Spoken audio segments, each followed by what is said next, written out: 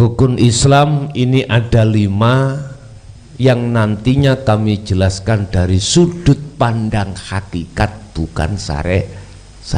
Syariat sudah, waktu jenengan kali kulo kecil saya bersaksi tidak ada Tuhan selain Allah contoh. Terus pengembangannya bagaimana? Prakteknya bagaimana? Apa cukup kita ucapkan? Enggak. Kita laksanakan dengan bentuk hukum syariat. Cuman roh ini yang belum. Roh ini yang belum, padahal dulu sudah saya katakan yang dijanji, yang dibeat Allah itu adalah ruh. Alastu birabbikum qalu bala syahidna. Hirroh, betulkah aku Tuhanmu? Hirroh, sok kui besok kamu di dunia mau hanya mencintai, berkasih mesra, menyembah hanya padaku? Jenengan jawab qalu bala syahidna. Ya, sendika dawuh. Nggih. Tapi apa fakta kita? Memang proses, jangan disalahkan Pak. Sejasa dulu kita bimbing hukum syariat. Setelah itu roh harus kita bimbing hukum hakikat. Baru jenengan kalih kula itu teringat bahwasanya ketika zaman azali, zaman dimana kita belum dilahirkan, itu Allah pernah membaiat janji pada kita. Aku yakin jenengan kali kula kan tidak teringat Pak nggih? Mboten teringat. Tidak teringat. Enggak nyadar. Karena apa? Karena zikir untuk zikir niku kan ingat toh Pak. Zikir yang untuk mengingat pada masa dulu kita tidak mengenal.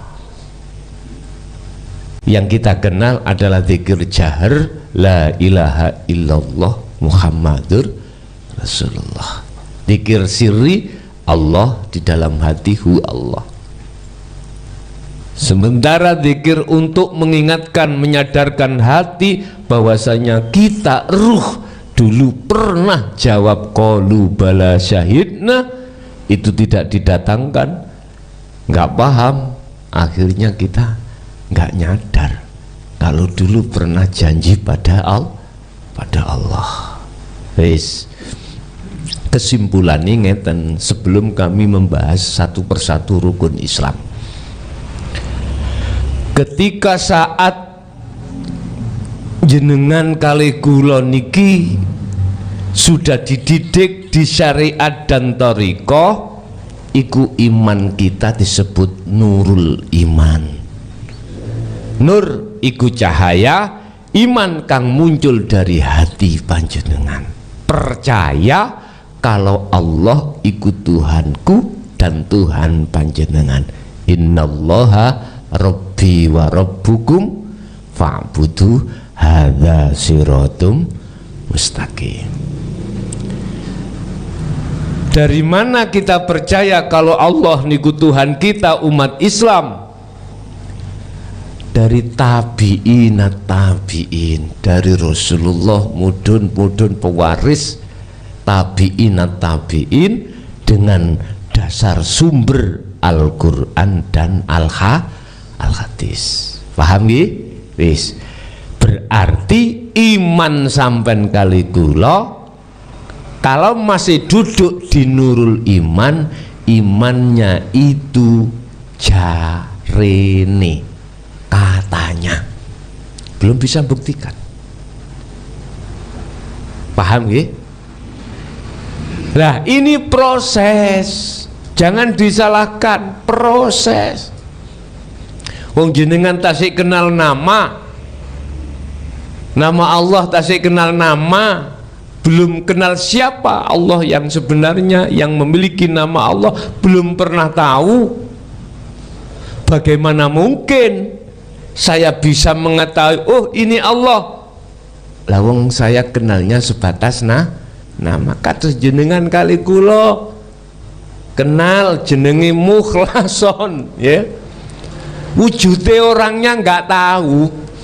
Suatu saat ketemu di Masjid Agung, sholat Jumat samap jejer ambek jenengan, saged jenengan nitik kalau saya iki wujude Mukhlason? Mboten saged. Anggapan kita adalah orang lain, lah gitu nggih. Namanya Mukhlason kathah. Nggih. Sejarah nama kula niki wonten 3 ulama besar pada saat itu tahun 69 itu rebutan keijeneng Pak. Niki sejarah mawon. Satu almarhum almaghfurlah Romo Yai Hamid Pasuruan. Terus yang kedua Gus Ud pundi Pak Gerwojo niku Sidoarjo. Terakhir Mbah Ilyas coro abai Mbah Husen Mojokerto niku. Wong telu gelut gara-gara arek iki dijenengno sapa. Asline jeneng kula sian niku teko abane Nasihin dhisik niku. Delok-elok nek tiyang 3 niku gelut. Dileh Mukhlason nggih nganti sakniki niku. Nggih. Abah kula namine Rosyid, ngaten ta. Berhubung abah kula niku rencang mukhalid kali tiang 3 niki, akhirnya diseneni abah gelut niku sian. Gelut omong ngoten lho. Akhirnya ditaktung jenenge Mukhlas. Niku kula cerita saking abah mawon. Pun kula lajengaken. Lah terus kiat-kiat prosesnya bagaimana? Yo kita harus naik Pak, dari nurul iman, yang iman percaya kita bahwasanya Allah itu adalah Tuhan kita, walaupun katanya masih katanya loh ya, itu benar. Kita harus naik untuk membuktikan betul apa enggak Allah itu adalah Rabbi wa Rabbukum. Kita harus ketemu. Apakah ada saran atau anjuran supaya kita bertemu Allah? Surat Al-Kahfi ayat 110, Allah dawuh wa mangkana yarju liqa rabbi falyamal amalan sholihan.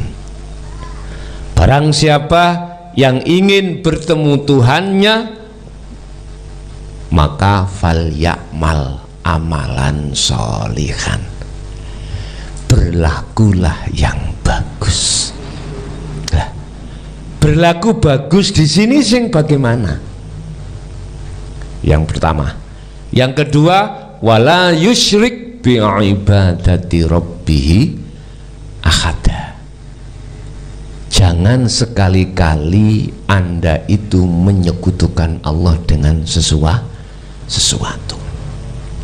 Amalan soleh kita secara jasad mulai akil balik, bahkan sebelum akil balik. Sing dimaksud fal ya'mal amalan soleh adalah perilaku hati atau ruh Pak. Kalau perilaku jasad sudah ditata di dalam hukum syariah, lah perilaku ruh atau hati ini ditata di dalam hukum hakikat yang namanya dasar ilmunya tauhid untuk sampai ma'rifat Allah. Ini pembuktian fal ya'mal amalan soleh niku pembuktian jenengan iki tumindak berjalan menuju dan bertemu pada Allah di dalam rumah Allah. Logikanya ngeten Pak. Saya sebelum ke alamat di sini, mana tadi? Bagurejo, terus Gumuk Mas, Jember. Sebelum saya berangkat ke sini, pertama, mata saya tidak buta. Kedua, saya harus tahu jalan menuju tempat sini. Ketiga, saya harus punya alamat sini. Kalau tidak memegang hal itu, nggak mungkin saya akan bisa nyampe di sini. Nah, berjalan saya dari Mojokerto sampai di sini disebut fal ya'mal amalan sholihan. Perilaku hati yang disebut perilaku yang sholihan itu sudah jauh dari perbuatan syirik, perbuatan hasud, perbuatan riya, perbuatan takabur, sum'ah. Sifat-sifat jelek itu kudu hilang, karena itu yang menutupi hati kita. Akhirnya hati kita tidak bisa sampai pada Allah di sini. Jadi secara tidak langsung kita belajar ilmu tauhid, meningkatkan keimanan kita dari nurul iman ke hakul iman. Iku sebetulnya adalah supaya panjenengan ini betul-betul bisa sampai pada Allah. Satu sisi bisa membersihkan apa yang menjadi hijab dan kotoran hati sampai Kaligula yang selama ini menjadikan tutupnya mata hati. Akhirnya mata hati ini akan jadi buta. Kalau sudah buta, maka tidak akan pernah tahu mana sebenarnya Allah. Bisa dipahami? Itu sebagai muqaddimah. Jadi di sini kami akan pertama membimbing sampean dari sisi ilmu dulu. Lah, ilmu meliputi dua tahap. Satu, tahapan dasar ilmu. Dasar ilmu itu meliputi rukun Islam, rukun iman, sifat-sifat Allah. Sifat-sifat Allah ada wajib, ada mokhal, ada jais, ya. Ibarat ciri, ngapunten, Allah itu bagaimana sih? Nanti kita bahas. Jalan menuju Allah ini mana sih? Nanti kita bahas. Alamat Allah di mana sih? Kita bahas. Tapi pun salah paham. Saya mengatakan alamat Allah bukan berarti Allah itu butuh tempat, enggak, ya. Mohon maaf, nanti jenengan akan paham. Ibarat Rasulullah ketika Isra Mi'raj, disebut alamat Allah Sidratul Muntaha Mustawa. Paham ya? Oke. Bapak Ibu hadirin, saya butuh papan untuk menjelaskan lebih detail tentang masalah hakikat syahadat. Kalau jumeneng nggih, ngapunten Kang Kadah. Bismillahirrahmanirrahim.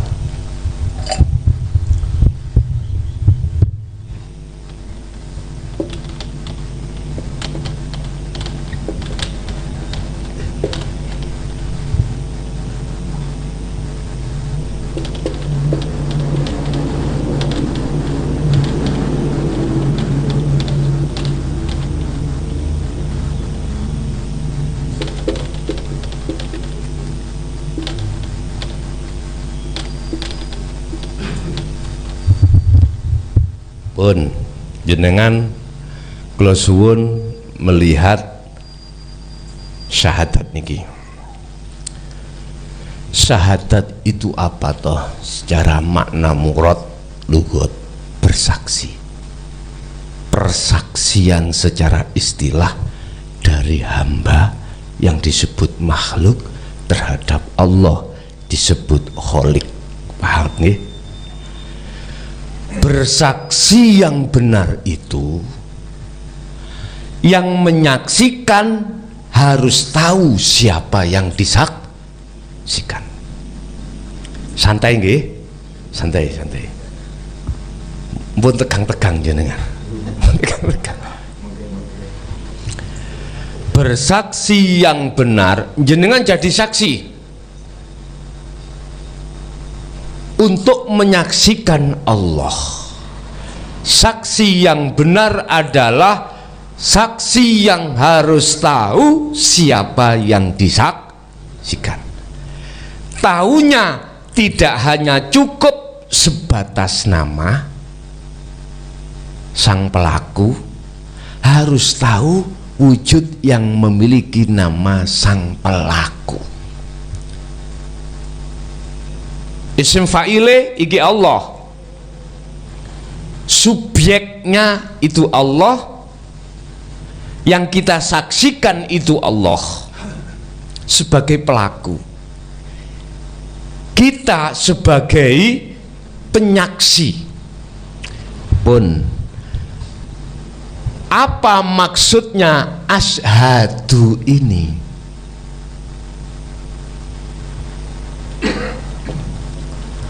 Kolbun, hati atau ruh. Saya bersaksi, ingsun nyekseni, ingsun sinten. Syariat, ingsun kita jasad ini. Syariat lho nggih. Saya bersaksi sesungguhnya tidak ada Tuhan, ada istifham, koma, selain Allah. Saya bersaksi, iku maksudnya secara hakikat ingsun panjenengan ruh. Pun alus-alus mawon, hati jenengan. Mohon maaf, jasad punya mata namanya ainul basyariyah. Saya dikatakan menyaksikan HP ini benar manakala saya tahu wujudnya HP. Saya dilanjut nggih? Pun berarti persaksian saya betul, sehingga tatkala jenengan nyuruh kula, son ambilen yang namanya HP, apa mungkin Pak saya sudah benar saksi, saya bersaksi saya pada HP terus saya ngambil kacamata? Mungkin mboten?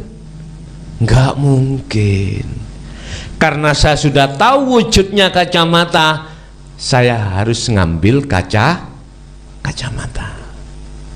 Paham nggih? Oke, lanjut.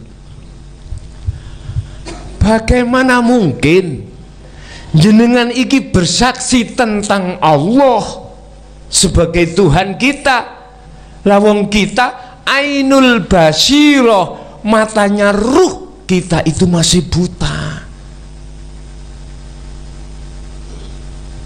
Paham nggih? Mboten saged. Khatamallahu ala qulubihim. Kalau hati ini terkunci, kalau hati ini tertutup alias buta, apapun alasannya, dimanapun kita berada, nggak akan pernah tahu tentang Allahnya, nggak akan pernah tahu. Saya belum mengatakan Allah itu yang bagaimana ya, ndak, belum waktunya. Nanti kan ada proses Pak ya. Yang penting jenengan iki mboten bingung gitu loh. Saya jelaskan secara bertahap biar jenengan itu sakit gampang paham. Dah. Kalau yang dimaksud asyhadu adalah hati, iku kemana? Allah ilaha, sesungguhnya tidak ada Tuhan. Iki kok masih nggih? Ada istifham. Tuhan apa yang tidak ada sehingga teng mriki ada fi'il amar, perintah untuk nafi. Nafi apa? Menafikan isinya la ilaha di hati kita. Tadi ada pertanyaan, Tuhan apa yang tidak ada? Mohon Bapak Ibu rahimakumullah, kita mulai balik, diam-diam tidak terasa kita memasukkan selain Allah di dalam hati. Itu oleh karena Allah menguji kita lewat iblis dan nafsu, mendatangkan kesenangan dunia sehingga kita menerka kesenangan dunia, kebutuhan dunia itu segala-galanya yang mengalahkan Allah. Wa ma ubarri'u nafsi innan nafsa la amaratum bis. Loh jelas nek nafsu iku ngajak ati iku nyenengi urusan dunya, ngelalekno dateng Gusti Allah. Jadi ati sampean niki kali kula wonten Tuhan selain Allah yang kita tidak nyadar. Makanya nafikanlah, bersihkanlah isinya la ilaha di hati ini yang berupa Tuhan. Mohon maaf, wa zuyyina linnasi hubbus syahawah minan nisa. Nek jari wong lanang ati ana tresna nang wong lanang. Sing wedok ana wong lanang sing mlebu ning ati. Loh, iki diam-diam secara hakikat kita telah membikin Tuhan yang bukan Tuhan, tapi nggak terasa kita. Dua, wal banin, anak-anak kita. Akhirnya ati iki tresno nang anak mlebu. Wal qanatiril muqantharah, dunya brono.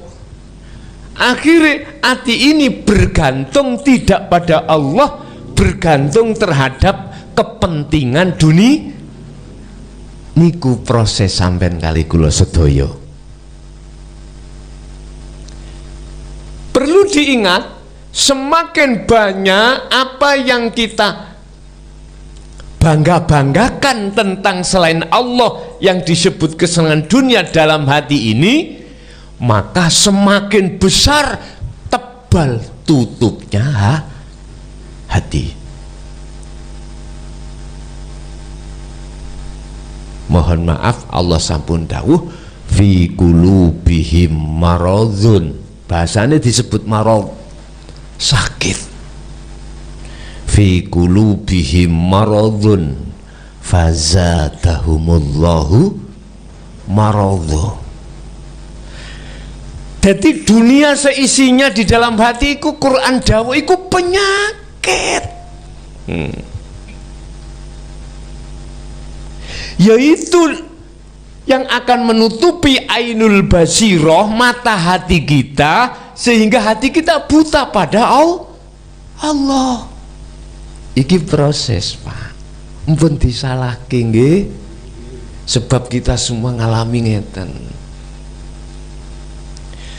Manakala itu kau biarkan, penyakit itu tidak kunjung sembuh, malah bertambah. Bagaimana kita bisanya menyembuhkan? Kalau kita sakit jasad ya rumah sakit niko. Kalau sampai sakiti hati nang guru akhirat. Diweni resep, termasuk salah satunya resep yang gini ki ilmu iku. Nanti habis ilmu sudah sampai kagem, sampai bawa, maka sampai minum obat itu. Sampai jalankan ilmu itu di dalam laku sehari-hari yang disebut amalan solihan. Nantinya gitu. Loh, kalau jenengan kali kula niki sudah membersihkan kotoran-kotoran hati di dalam hati yang disebut syahwatud dunya, maka Allah akan mengizini jenengan kali kula niki isbat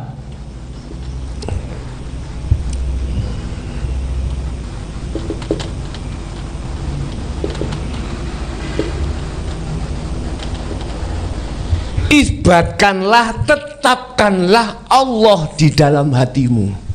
Artinya jenengan iki asyhadu itu bisa sampai ke Allah manakala di dalam hati panjenengan itu sudah tiada selain Allah. Prakteknya bagaimana? Gini, misalkan jenengan iki punya bisnis. Bisnis itu kan masuk dalam kesenangan dunia atau Pak ya? Jasad ashadunya, bersaksinya, ketemunya oke, nang makhluk ke makhluk yang berupa bisnis. Tapi hati jenengan itu harus masuk dan bertemu alladzi asra bi 'abdi, hidup Allah yang sebenarnya yang menguasai kesenangan dunia ini yang benar, sehingga antara syariat dengan hakikat nuju marifat itu ada keseimbangan. Paham ya? Jadi kita tidak memilih hukum dalam tok, kita juga menjalankan hukum zahir. Kita tidak hanya menjalankan hukum hakikat saja ke makrifat, tapi kita juga berlaku jasad hukum syariat. Paham ya? Ini perintah Rasulullah. Innama bu'istu li utammimma makarimal akhlak. Aku, kata Rasul, tidak akan diutus Allah ke bumi ini hanya kecuali menyempurnakan akhlak. Sebab pada zaman dulu akhlaknya masih ijtimaiyah, akhlaknya itu masih jasad, ruh tidak punya akhlak pada Allah. Umpama saiki sekarang, mohon maaf, umpama saya, akhlak saya secara jasad yang ditata di dalam hukum syariah, saya selalu sholat 5 waktu, saya jaga, tapi ruh saya tidak dikatakan betul-betul menghadap pada Allah karena bersaksi saya belum sampai di sini. Sehingga jangan heran kalau kita habis takbir Allahu Akbar, hati melayang kemana? Ke ladang. Kemana? Ke kantor. Dik wingi kula kenalan nambah arek wedok ngeten. Wah, selalu ada di mata. Lah ngoten nggih. Wes, saya sholat yo teringat itu loh. Jadi saya tidak bisa sholat dengan benar ini pada Allah, nggak bisa, itu terbayang-bayang. Jadi mata hati saya tertutup oleh urusan selain Allah. Bagaimana caranya membersihkan ini? Hanya itu, sebetulnya itu. Bagaimana hatiku terbebaskan dari pengaruhnya hawa nafsu yang berupa syahwatud dunya. Sebab ini Bapak, kalau belum hilang tidak akan pernah sholat ini benar secara hakikat. Kalau secara syariat sudah benar lah Pak, aku yo ilmu nih sholat yo sudah tahu. Kalau sebelum sholat itu ada istilah rukun sah sholat, syarat sah sholat. Jadi ya kudu wudu, kudu nanggalkan najis dan lain sebagainya. Di dalam rukun sholat juga saya penuhi. Tapi hati saya melayang Sampai Allah dawuh, jangan kau dekati sholat jikalau kau dalam keadaan mabuk.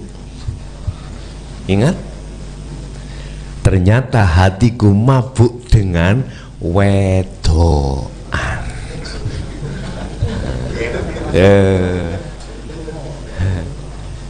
Jelas nggih? Sekarang yang terpenting kita ngaji dengan dasar ini sebagai bahan untuk bagaimana kita membersihkan kotoran hati di dalam hati ini. Sedikit saya cuplik, tapi yang jelas nanti kita lakukan. Syaratnya adalah satu, kembali kepada kemarin yang katakan, kita harus cari dokter kalau jasad sakit. Saya katakan dokter adalah guru akhirat kita. Secara proses dikatakan mursyid, ya. Lah mursyid ini sing tak maksud guru yang khusus membahas urusan hati pada Allah. Orang bahas urusan dunia, bagaimana Gus bisnisku amri lancar, dudu iku. Bagaimana bojoku mboten ngecemesan, tidak itu. Bukan lo ya. Khusus ngajarno lan didik bagaimana hati ini terbebaskan dari pengaruh nafsu iki. Satu. Loro, sampean mengke nek wis didasari ilmu tauhid mesti ono perintah uzlah, kholwat, zuhud, atau bisa dikatakan meditasi. Wong Jawa topo. Toponya nok loro, topo nggon rame ambek topo nggon sepi. Ini yang tertuang di dalam surah Al-Insan ayat 25-26. Muhammad Rasulullah langsung diperintahkan Allah melakukan uzlah, umum ambek khusus, rame ambek sepi. Pasalnya Quran yang buatan rame sepi buatan. Wadkur isma rabbika bukrata wa asila, dikatakan rame sebab kita itu jasad berinteraksi dengan makhluk, masyarakat, pekerjaan, apapun iku nggon rame. Tapi ning kono lah enek Allah ta, Pak. Lah, hati disuruh menemui Allahnya, tidak menemui apa namanya gajinya kerja. Ndak. Nek jasad menemui gajinya kerja. Kalau hati menemui Allah yang menggerakkan semua itu. Nanti ada perintah seperti itu. Secara khusus, wa minal laili fasjud lahu fasabbihu. Dikongkon sing suwe nek bengi oleh uzlah.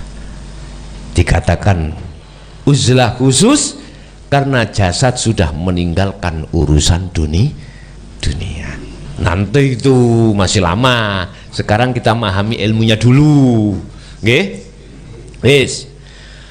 Kalau asyhadu sudah tahu sebenarnya Allah itu siapa, maka selanjutnya kudu bersaksi dengan benar sesungguhnya Muhammad iku utusan Allah pun. Wa asyhadu, dan saya bersaksi, makanya disebut syahadat ini niki, syahadat loro, persaksian loro. Ati sampean kudu nyekseni sak temene Muhammad iku utusan Allah. Lah aku takok, saya tanya jenengan menangi zamane Muhammad. Bagaimana sampai dikatakan bersaksi yang benar wong sampai gak tahu ketemu? Oke, iku syariat sudah benar.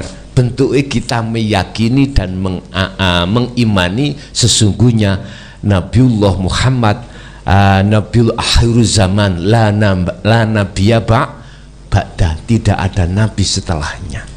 Oke, iku iman nggih. Oke. Ben gak jare cek ketemu Muhammad betul-betul ngene. Allah dawuh di dalam surah Al-Kahfi juga ayat terakhir kalau nggak salah. Kul, katakan Muhammad, Nabi Muhammad dikon ngomong, innama ana basarum mislukum. Nabi Muhammad itu diperintahkan Allah dawuh nang umate. Niku tertuang ing dalam surah Al-Kahfi ayat terakhir.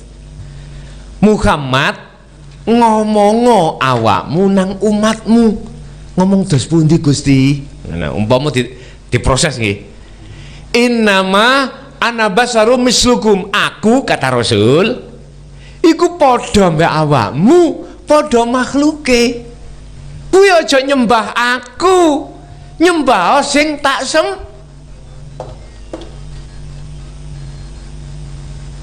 Berarti Nabi Muhammad iku basarun, makhluk sami kaling jenengan kali kula. Hakikate ya apa? Wa asyhadu lan nyakseni sapa ingsun an ing setuhune kelakuan anna Muhammad dan ing saktone Muhammad makhluk jenengan makhluk iku Muhammad, tapi aja diterjemahno Muhammad secara syariat baginda Rasul zaman dulu. Aja Muhammad jenengan iku Rasulullah, bisanya sampai sini diperintah Allah. Rasul iku utusan, jenengan rene iku utusan sing ngutus Allah. Allah iku ndi? Alladzi asra, yang memperjalankan panjenengan iki ke sini. Kula takok, Allah nggak ngelakokno, tidak memperjalankan sampai sini, sampai bisa sini? Fahimtum? Ya. Jadi makhluk jasad iki Muhammad oleh iso gerak sebab diperintah Allah gerak. Lah status sing merintah ndi? Wujude Allah iku ndi? Ya urip ning awakmu kabeh. Hidup yang meliputi segala alam iki termasuk di dalam dan di luar dirimu. Sebab Allah itu setiap tempat apapun tidak ada kecuali Allah. Sejarum, bolong sejarum pun tiada kecuali Allah. Sehingga darah bisa mengalir karena hidup. Sing kula maksud hidup iku Allah, ngoten lho nggih. Mata bisa melihat, telinga bisa mendengar, hidung bisa menghirup, mulut bisa berbicara, semua itu diliputi hidup. Tanpa itu nggak akan mungkin hal itu terjadi. Maka sadarilah hatimu, ruhmu, bahwasanya semua itu Allah. Kalau hati sudah sampai di situ, maka persaksian sampean sudah benar, baik terhadap Allah maupun terhadap Muhammad. Ini syahadat dari sudut pandang hakikat. Kesimpulannya, bersaksi sampean iki hati atau ruh itu terhadap hidup yang ada pada diri jenengan. Bersaksi ruh sampean kali kula yang disebut Muhammad adalah jasad pada diri jenengan. Hakikatnya nek syariate tetep Muhammad Al-Amin bin Abdillah. Sing sampean kali kula tidak menangi zamane. Wis mpun salah paham. Gini secara syariat syahadat itu, gini secara hakikat syahadat itu. Mpun dicampur. Sebab gaya ahli syariah dengan ahli hakikat itu beda. Nek ahli syariah sampean kali kula melihat alam iki, melihat makhluke.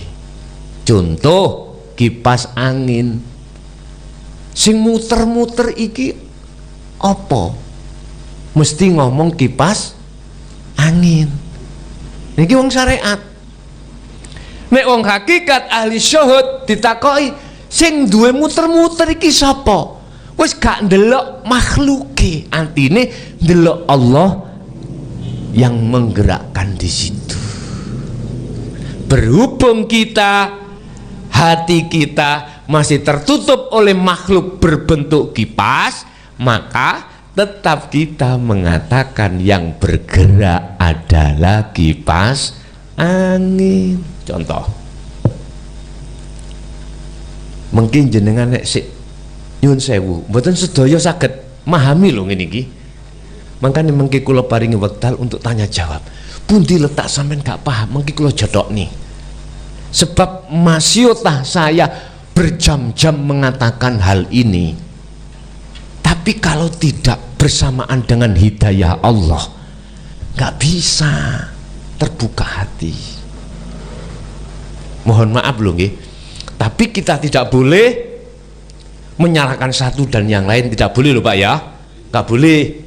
Sebab nyun sewu, semua itu Allah memproses masing-masing. Kadang-kadang di sini belum kebuka hati.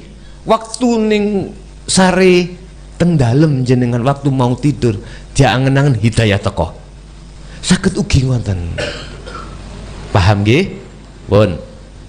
Kalau nanti syahadata ini sudah Anda jalankan lewat uzlah, maka akan ketemu sing jenenge syahadat tunggal utawa ahad. Loh, kok aku dengar-dengar syahadat tunggal mulai cilik ngapa gerang ngaji ning pondok gak ada syahadat tunggal. Lah ngoten nggih. Pun wis mungkin sampean ro dhewe. Disebut syahadata ini iku jenengan bersaksi dua hal.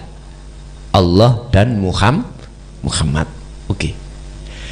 Nek iki sampean lakoni terus, sampean tujuan sampean iku kan suluk nuju wusul di makom musyahadah,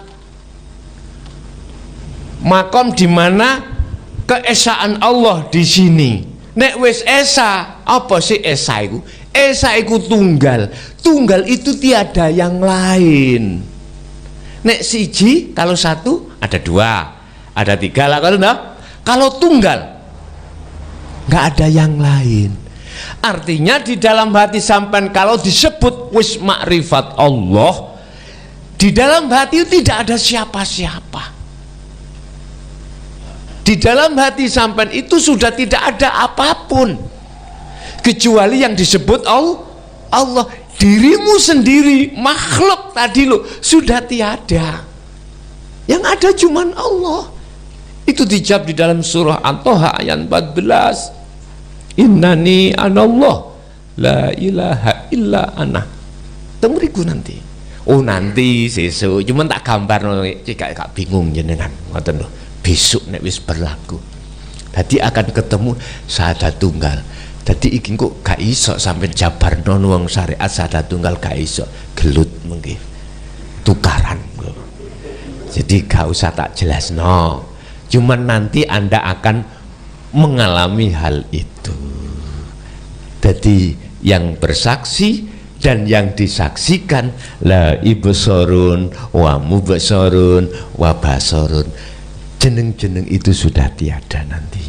Pun iki bab syahadat persaksian. Kesimpulannya sing dimaksud asyhadu itu bukan jasad tapi hati. Iku harus menghadap hidup pada diri jenengan. Artinya Anda harus melakukan uzlah untuk menemui hidup pada diri jenengan piyambak. Caranya bagaimana? Nanti saya suruh untuk uzlah di rumah masing-masing. Saya suruh. Iki pemahaman ilmu dulu, ngerti nggih? Pemahaman ilmu dulu saya katakan. Lah, untuk membersihkan kotoran hati ini nanti dibutuhkan uzlah. Nah sekarang pemahaman ilmu dulu.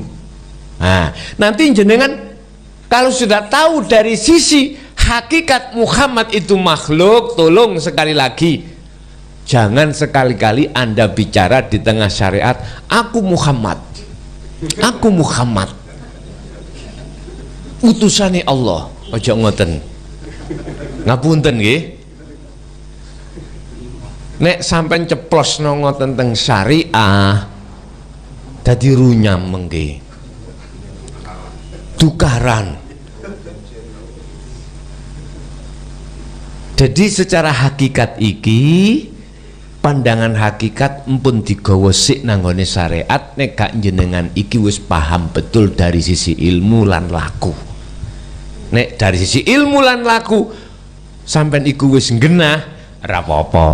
Sampean genahno iki nggo.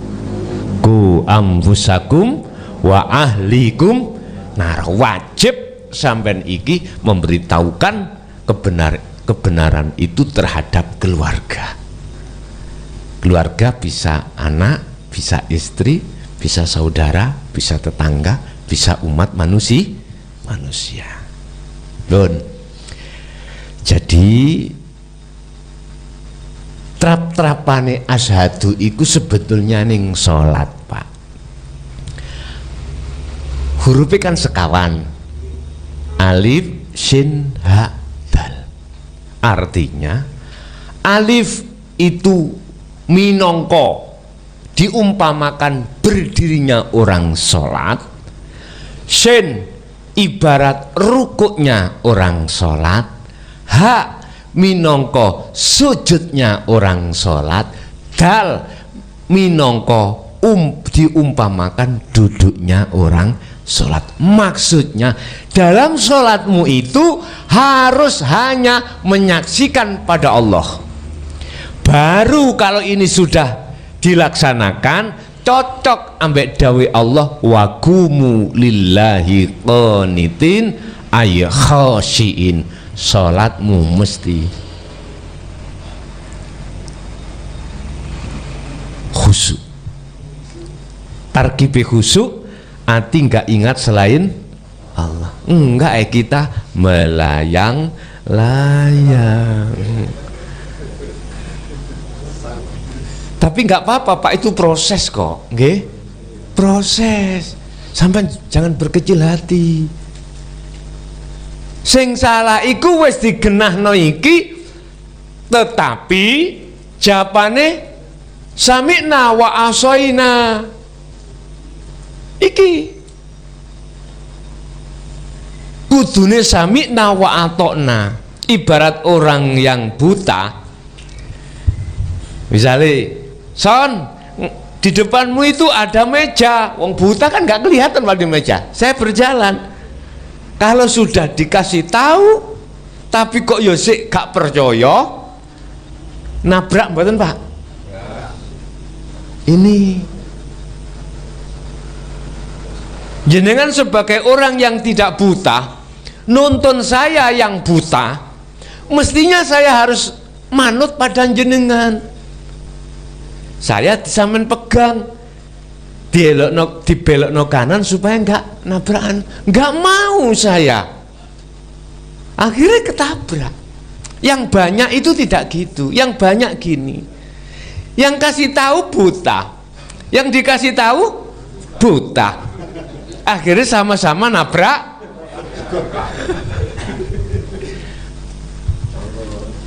Yes. Artinya kita sholat tidak bisa khusyuk Pak. Siapapun kita, apapun status kita, selama kita belum mengenal hakikatnya syahadat, boten saged. Sungguh nggak bisa. Walaupun kita sudah umur 70 tahun lah, 90 tahun lah, jenggot kita sudah ngelembreh, lemah lah. Terus tasbih ini tutup kencong. Nggak bisa Pak. Selama kita belum mengenal hakikat syahadat. Inilah mengapa sebagai rukun Islam diletakkan yang pertama. Syahadat kalau kita belum benar, pasti sholatnya melayang. Itu pasti Pak. Apalagi zakatnya, puasanya, alah, hajinya sekalipun, pasti masih melayang-melayang urusan Allah, selain Allah, itu pasti. Dan ini fakta Pak, dan ini harus kita akui. Dan ini proses kita sebagai anak putu Adam, dan Nabiullah Adam pun juga ngalami seperti ini. Bukan hanya kita, Nabiullah Adam juga seperti ini. Pun paham gak? Pun kesimpulannya syahadat ini untuk membenarkan lakunya syariat jasad sampean biar itu betul-betul menyang Allah. Sebab Allah itu ora ning kulon tok, di si kulon iki. Nyelersa. Kita sholat ngadep ke barat itu karena kiblatnya ada di, tapi belum tentu Allah pun ada di barat saja, ada di timur juga toh. Nah, artinya kalau kita sudah mengenal syahadat ini nanti dan kita terapkan dalam uzlah zuhud di dalam sholat syariat, maka nikmat begini. Bapak Ibu hadirin rahimakumullah, oleh sebab itu rukun Islam yang pertama disebutkan Allah di dalam tiang-tiang agama itu karena syahadat itu adalah merupakan pintu dari keimanan hati pada Allah dalam kebenaran. Kalau syahadatnya itu tidak benar, otomatis sholatnya juga melenceng. Sholat pun tidak benar, nilainya sholat, maka lainnya juga tidak benar. Nanti bagaimana kita membahas tentang sholat pandangan hakikat.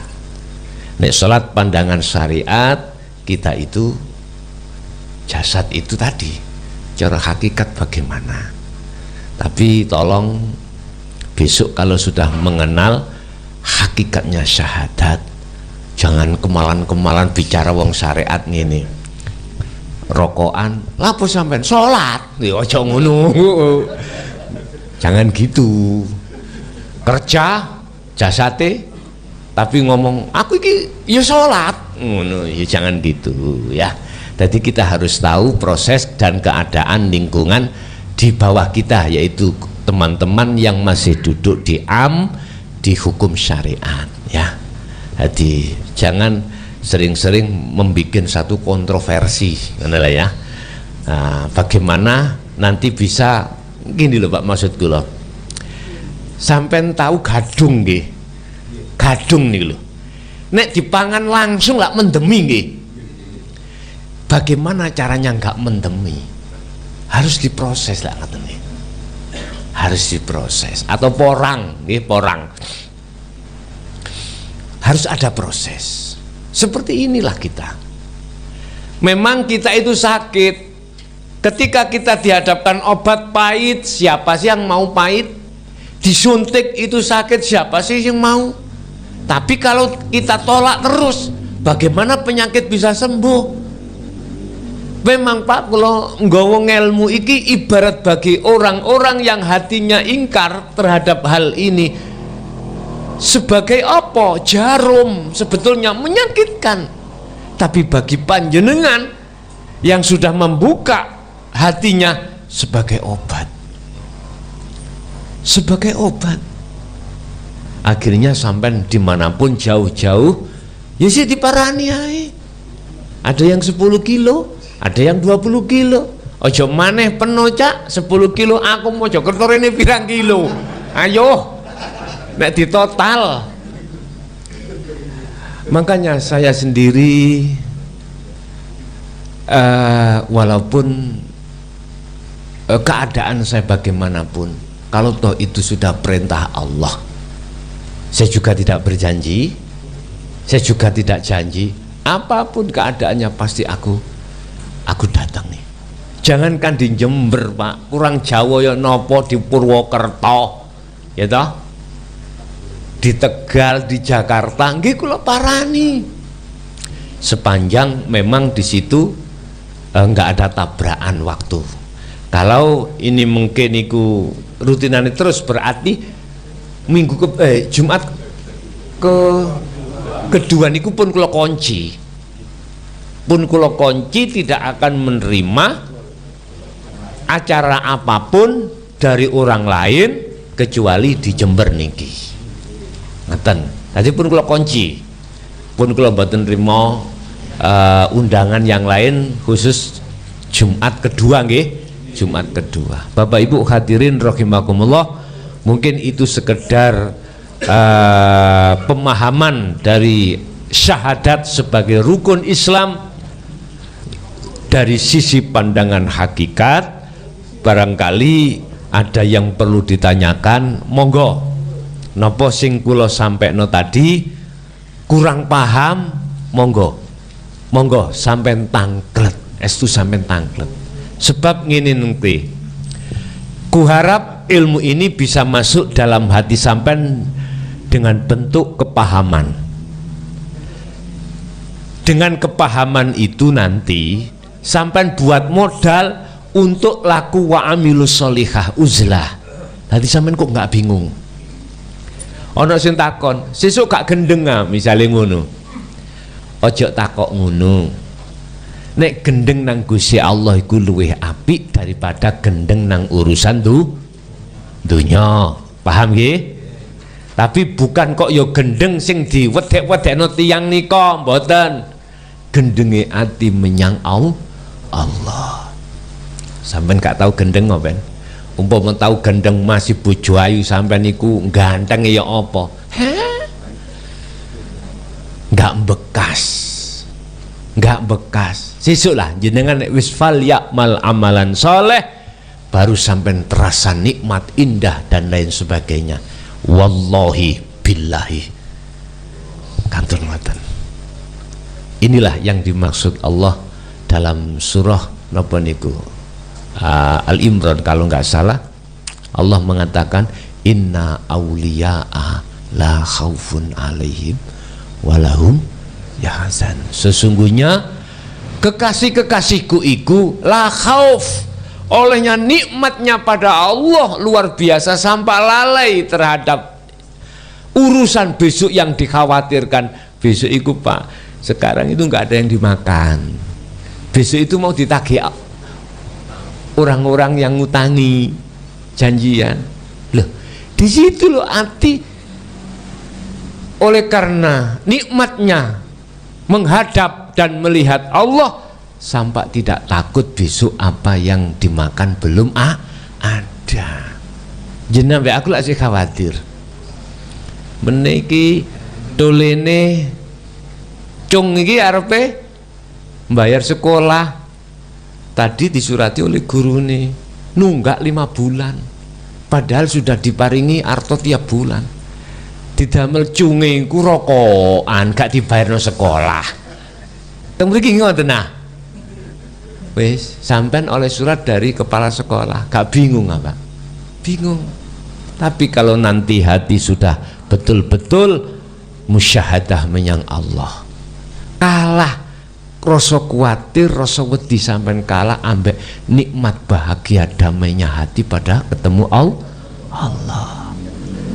Tapi satu sisi wa may yattaqillaha yaj'al lahu makhrajan wa yarzuqhum min haitsu la yahtasib. Pasti Allah akan membuka pintu dari yang tidak kau sangka-sangka. Paham nggih?